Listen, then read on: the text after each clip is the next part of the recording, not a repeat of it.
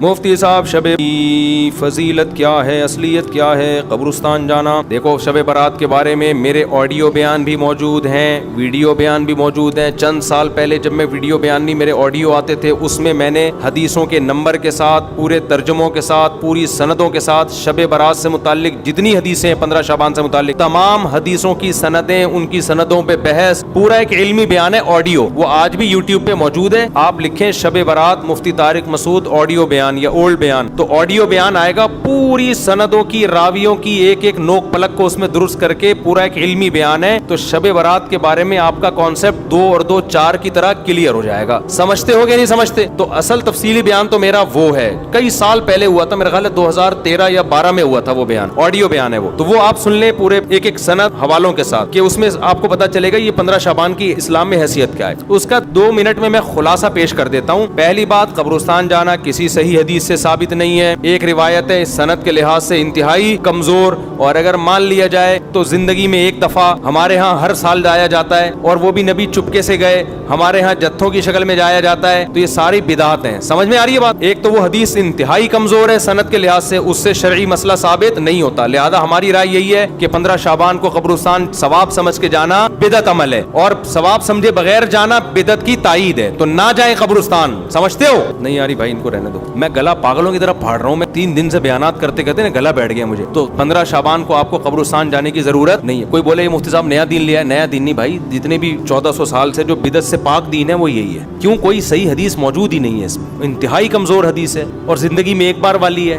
صحابہ سے وہ بھی ثابت نہیں ہے, اور وہ بھی چپکے سے گئے. آپ جتنوں کی شکل میں جا رہے ہو. تو یا تو یہ بدعت ہے یا بدعت کی تائید ہے. تو آپ قبرستان پھر چپ ہو جاتے ہیں. یار نہیں جاؤ یار, کسی اور دن چلے جاؤ قبرستان. ویسے بھی ان 15 شعبان کو قبرستان میں جو میلے ٹھیلے اور انٹیاں بن سج کے آئی ہوئی ہوتی ہیں نا, مردے فتنوں میں پڑ جاتے ہیں. مردے کہتے ہیں مرے کیوں یار, اتنا اچھا ماحول ہے باہر کا. تو آج کل تو انٹیاں ایسے میک اپ کر کے اور دوپٹے, اور پھر بندے بھی تیار ہو کے, ایک انٹرٹینمنٹ ہے وہ قبرستان. وہ قبرستان تھوڑی رہا ہے جو پہلے ہوا کرتے تھے. تو آج کل تو ویسے بھی جانا جائز نہیں ہے. دوسرا کام, اس رات کو لوگ کہتے ہیں نہاؤ دھو اور تہوار ہے. تو تہوار اسلام میں دن میں ہوتے ہیں, راتوں میں. عیسائیوں کے, ہندوؤں کے تہوار ہو سکتے ہیں, مسلمانوں کے تہوار دن کی روشنی میں ہوتے ہیں. رات کے اندھیروں میں بولو نا نہیں ہوتے.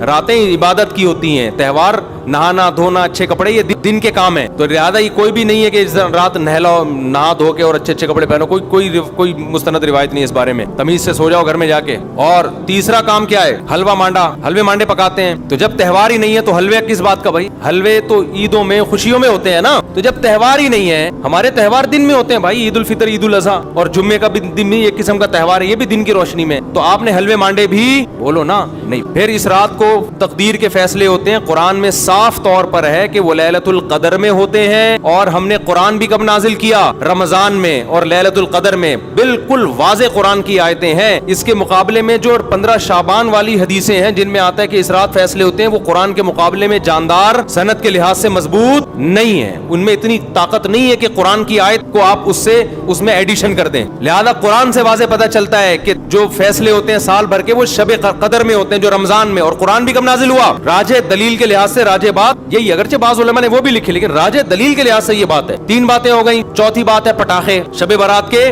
پٹاخے. تو بھائی یہ تو پٹاخے یہ بھی جائز نہیں ہے. آپ کیوں ایک رات کو ایک عبادت کا عنصر دے کے اس میں پٹاخے پھوڑ رہے ہیں؟ لوگوں کی نیندیں خراب ہوتی ہیں, ہارٹ پیشنٹ پریشان ہو جاتے ہیں, بہت بڑے آگ لگ جاتی ہے بعض دفعہ. یہ عمل بھی حرام ہے, ناجائز ہے. اور کیا ہوتا ہے شب برات میں, جلدی بتاؤ, عبادت پہ آ رہا ہوں. دن کا روزہ 15 شعبان کا, وہ بھی کسی صحیح حدیث سے ثابت. میں نے ایک دفعہ کسی نے کہا محرم کے فضائل پہ بیان کریں. بہت دفعہ مجھے اصرار کیا 1 گھنٹے کا بیان ہو محرم. میں نے بہت جب میرا تنگ کیا تو میں نے بیان کیا. میں نے کہا نبی صلی اللہ علیہ وسلم نے فرمایا, حدیث کا مفہوم ہے یہ اشہر حرم ہے, محترم مہینہ ہے, 4 محترم مہینوں میں 1 محرم بھی ہے, اور 10 محرم کا روزہ. آپ صلی اللہ علیہ وسلم نے اس کی جو بھی حدیث میں فضیلت بیان کی. میں نے کہا وما علینا الا البلاغ. لوگوں نے کہا بھائی کیا بیان کا؟ میں نے کہا بھائی اتنا ہی ہے. صحیح حدیث سے اتنی ہی ثابت ہے. ایک آدھ اور حدیث ہوگی جو اس وقت میرے ذہن میں نہیں, اس سے زیادہ میں نے کہا 1 گھنٹے کا بیان ہو نہیں سکتا, کوئی ہے ہی نہیں. تو آپ کی مرضی کی باتیں ہم نہیں کریں گے. ہم وہ باتیں کریں گے جو اللہ اس کے رسول صلی اللہ علیہ وسلم نے جس طرح بیان کی. خطابت کے جوہر دکھانے کے لیے تو 6 گھنٹے کا بھی بیان ہو سکتا ہے, لیکن اگر آپ نے وہ بات کرنی ہے جو اللہ کے رسول نے بتائی ہے تو جتنی بتائی ہے اتنی ہی آپ کو پارسل کرنی پڑے گی. اپنی طرف سے پارسل کرنے کا ہمارے پاس انتظام, ہم کمپنی ہوتا ہے نا, بعض کمپنی ہے پیک کر کے دے رہی ہوتی ہیں, وہ KFC والوں کے, وہ کہتے ہیں وہ جو کمپنی کی پیکنگ ہے وہ ہم آپ کو دیں گے, اپنا شوپر ہمارا الگ تھیلے میں رکھا ہوا ہے, ٹھیک ہے نا, اس کے لیے الگ آرڈر دینا پڑے گا. تو اگر اللہ رسول کی بات ہے تو بھائی اتنی ہے. تو اس لیے 15 شعبان کا جو روزہ ہے وہ بھی کسی صحیح حدیث سے ثابت بولو نہیں ہے. اور کیا رہ گیا, جلدی کرو, اب وہ شادی بھی ہونی ہے ان کی, بھائی آئے ہوئے ہیں نا.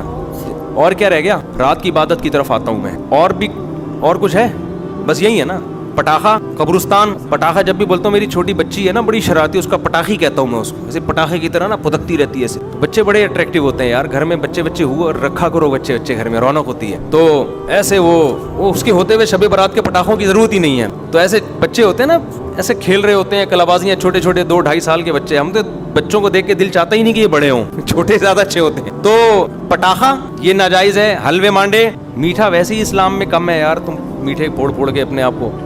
اور تیسرا کیا ہے, میٹھا کم کیسے, لوگ حدیث پہ کے لحاظ سے اشکال کریں گے, پھر کسی وقت اس کا جواب دوں گا. تیسرا ہے نہانا دھونا, صاف کپڑے پہننا. اچھے کپڑے تو ویسے ہی صاف پہننے چاہیے ہر وقت, لیکن اسپیشلی اس رات میں کوئی فضیلت نہیں ہے.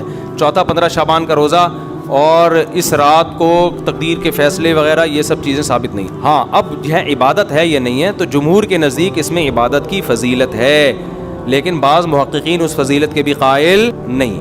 تو اختلافی مسئلہ ہے, اجماعی مسئلہ نہیں ہے اس رات کی عبادت کی فضیلت. لیکن بہرحال جمہور چونکہ قائل ہیں. اس کے دلائل کیا میں پہلے بتا چکا ہوں کہ میں پورا آڈیو کلپ ایک ریکارڈ کروا چکا ہوں حدیثوں کے ریفرنسز کے ساتھ, راویوں کی سندوں اور بحثوں کے ساتھ. تو بہت ساری حدیثیں, اگرچہ کوئی بھی حدیث صحیح نہیں ہے اس کے فضیلت کے بارے میں, لیکن تعدد طرق کی وجہ سے بہت سے علماء کے نزدیک درجہ حسن کو پہنچی ہوئی ہے.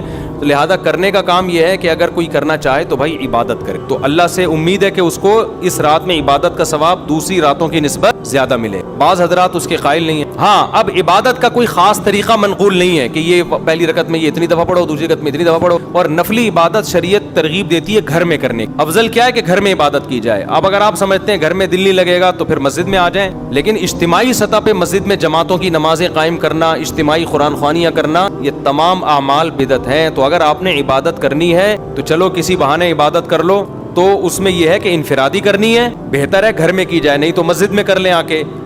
اور کوئی خاص طریقے کی عبادت نہیں کرنی. تلاوت ہے, دعائیں ہیں, ذکر ہے, نماز ہے, بس جیسے عام طریقے سے پڑھتے ہیں اسی طریقے سے کریں. سمجھ رہے ہو کہ نہیں سمجھ رہے؟ یہ ہے خلاصہ, خلاصے کے خلاصے کے خلاصے کے خلاصے کا خلاصہ.